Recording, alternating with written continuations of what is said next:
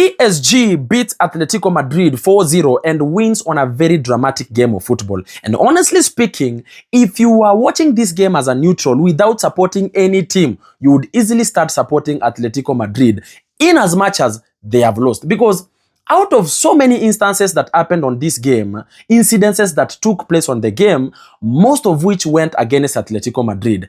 And some people would easily say that the referee was against Atletico Madrid or the referee was actually biased. And this is the reason as to why I'm talking about this.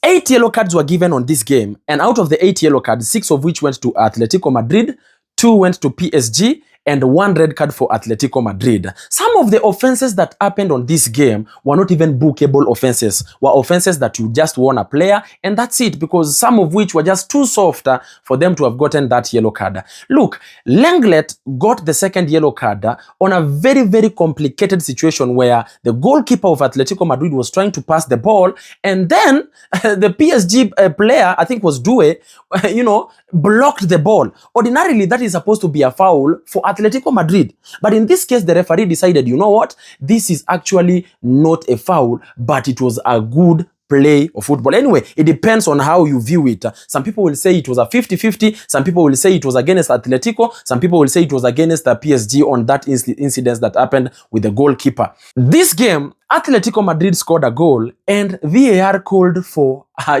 review, which ended up being cancelled. They said that there was actually a foul on the build-up towards that goal being scored, the goal that Alvarez scored. And look, it's very debatable. Looking at that, foul, it is 50-50. It is that sort of foul that you say, it's not as much. But you know what? Different referees have different opinions on how they view different offenses, and different leagues have different ways on how they are being refereed.